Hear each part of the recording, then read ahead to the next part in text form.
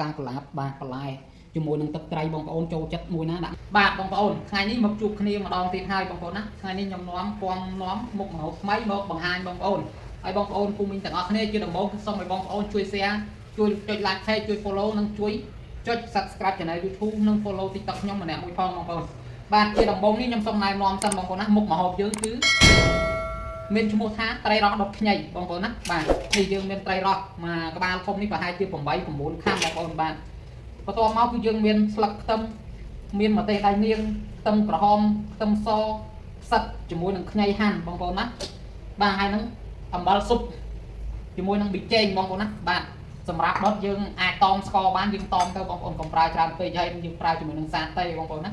បាទតោះឥឡូវទៅទស្សនាជាមួយខ្ញុំធ្វើអីខ្លះបងប្អូនបាទឥឡូវយើងចាប់ផ្ដើមផ្សំគ្រឿងយើងសិនបងប្អូនណាគ្រឿងយើងហ្នឹងយើងផ្សំហើយអាស្លឹកខ្ទឹមនេះយើងទុកទាំងវែងនេះបងប្អូនបាទឥឡូវយើងធ្វើការហាន់ម្ទេសយើងសិន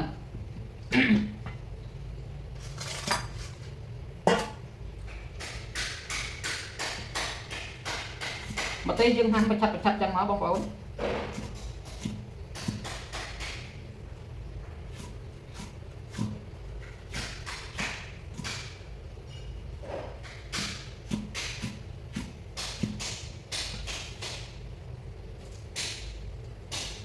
បាទឥឡូវគ្រឿងផ្សំយើងមានតែម៉ាយមុខហ្នឹងឯងបងប្អូនបាទផ្សិតខ្មៅយើងកាត់មកបាទ1ជា2មកបងប្អូនបាទយើងកាត់1ជា2មកបងប្អូនផ្សិតខ្មៅបងប្អូនមានផ្សិតសម្បើមផ្សិតអីដាក់ក៏បានដែរជាងវាងតែផ្សិតអញ្ជុលបងប្អូនបាទផ្សិតសបើផ្សិតសម្បើមយើងដាក់ទៅធ្វើមកផ្សិតកំប៉ុងណាបងប្អូនបាទខ្ទឹមក្រហមយើងកាត់1ជា4មកកាត់1ជា3 1ជា4មកស្រេចចិត្តបងប្អូនបាទនេះគ្រឿងផ្សំយើងហាន់ហើយបាទឥឡូវទៅធ្វើទៅខ្ចប់ដុតជាមួយបាទឥឡូវគ្រឿងផ្សំយើងចាក់ចូលមកបងប្អូនអ្នកតាំងខ្ញីតាំងផ្សិតជាមួយនឹងម្ទេសជាមួយខ្ទឹមសខ្ទឹមក្រហមបងប្អូនបាទបន្ទាប់មកគឺយើងចាប់ផ្ដើមដាក់ផ្សំគ្រឿងវាបងប្អូនណាប៊ីចេងចុងស្លាបព្រាកន្លះស្លាបព្រាកាហ្វេអំបិលស៊ុបយើងដាក់ចំនួន1ស្លាបព្រាបាយជាងបន្តិចមកបងប្អូនណាអំបិលស៊ុបដាក់1ស្លាបព្រាបាយជាងបន្តិចទៅបងប្អូនបាទជាមួយនឹងទឹកស៊ីអ៊ីវយើងចាក់ប្រហែលជាមួយស្លាបព្រាបាយកន្លះមកបន្ទាប់មកទៀតគឺយើងដាក់សាតេបងប្អូនបាទយើងដាក់សាតេចំនួន1ស្លាបព្រាបាយបាទបន្ទាប់មកទៀតគឺយើងច្បល់ជាមួយគ្រឿងផ្សំរបស់យើងឲ្យសព្វបងប្អូនបាទច្បល់ឲ្យសព្វមកបងប្អូនណាបាទឥឡូវនេះយើងចាប់ផ្ដើមរៀបចំដាក់ដុតបងប្អូនបាទយើងដាក់กระดาษចឹងមកបងប្អូនណាអានេះមុខម្ហូបនេះបងប្អូនខុសពីត្រីដុតអំបិលធម្មតាបងប្អូនណាយើងលាបប៊ឺវាចឹងតិចមកបន្ទាប់មកគឺយើងដាក់នេះត្រីរបស់យើងនេះបងប្អូនបាទយើងដាក់ត្រីយើងមកនេះស្លឹកខ្ទឹមយើងមូយកបងប្អូនបាទយើងមូហើយយើងញាត់ចូលក្នុងពោះវានេះបងប្អូននេះដើម្បីកាត់ឆ្អាតវាណាបងប្អូនត្រីនេះខ្ញុំលាងស្អាតហើយបងប្អូនសម្បាច់អំបិលសម្បាច់អីលាងស្អាតអស់ហើយបងប្អូនណាបាទនេះគ្រឿងផ្សំយើងដាក់ស្រូបពីលើត្រីមកបងប្អូនណាបាទយើងដាក់ស្រូបពីលើត្រីមកបងប្អូនញាត់ចូលក្នុងពោះញាត់អីខ្លះចឹងទៅបាទមុខម្ហូបមួយមុខនេះបងប្អូនខ្ញុំឲ្យ10លើ10តែម្ដងឆ្ងាញ់ណាបងប្អូនបាទឆ្ងាញ់ណាស់បងប្អូនសាកធ្វើឲ្យ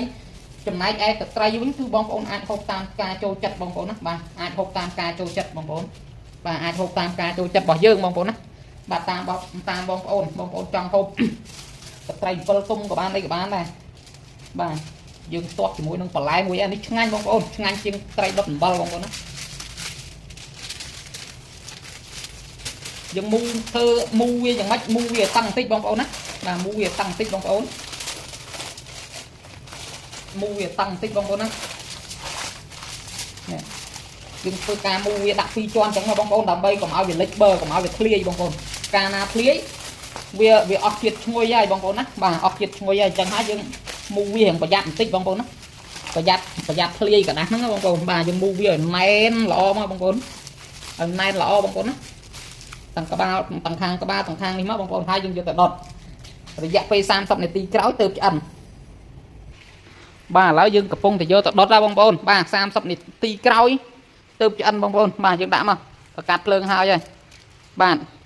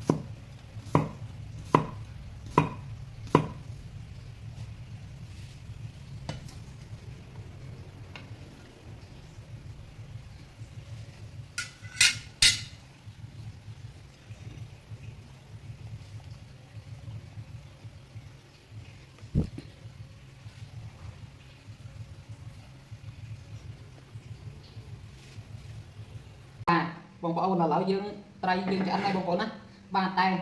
អានេះខ្ញុំប្រាប់កលឹះបងប្អូនខ្លះបងប្អូនណាបាទប្រាប់កលឹះបងប្អូនខ្លះអញ្ចឹងហើយបងប្អូនត្រីរ៉ស់បងប្អូនតែងតែកាប់ទៅអត់ដឹងក្បាលខាងណាលើខាងណាពុះបងប្អូនណាថ្ងៃនេះខ្ញុំមកបង្ហាញបងប្អូនពីរបៀបវះត្រីរ៉ស់អាពេលត្រីយើងដុតហើយអញ្ចឹងណាបងប្អូនតើយើងវះយ៉ាងម៉េចឲ្យវាចំខ្នងល្អឲ្យវាចំពីលើខ្នងវាហ្មងបងប្អូនកុំឲ្យវះម្ដងពោះម្ដងចំហៀងម្ដងអីអញ្ចឹងបាទឥឡូវថ្ងៃនេះខ្ញុំមកវះឲ្យបងប្អូនមើលបាទនេះមុននឹងបងប្អូនវះវាណាបងប្អូននេះយើងស្ទាបបងប្អូនណាយើងស្ទាបអាខាងដែលរឹងនេះកទីងវាឯងបងប្អូនណាបាទចង់កដាក្បាលរបស់វាតែម្ដងបើខុសក៏ខុសតិចតួចដែរបងប្អូនបាទអត់មានខុសណាដល់នេះទេបងប្អូនតែមើលខ្ញុំវះឲ្យមើលបងប្អូនណាតើខ្ញុំនិយាយត្រូវឬក៏អត់យើងសម្បាច់ក្បាលវាបងប្អូនសម្បាច់មើលលលាក្បាលវាបងប្អូនណាបើលលាក្បាលវានៅចំនឹងហើយយើងវះមកអត់ខុសទេបងប្អូនបើខុសក៏ខុសតិចតួចដែរវាមិនមែនម្ដងនៅពោះម្ដងនៅក្បាលទេបងប្អូនណា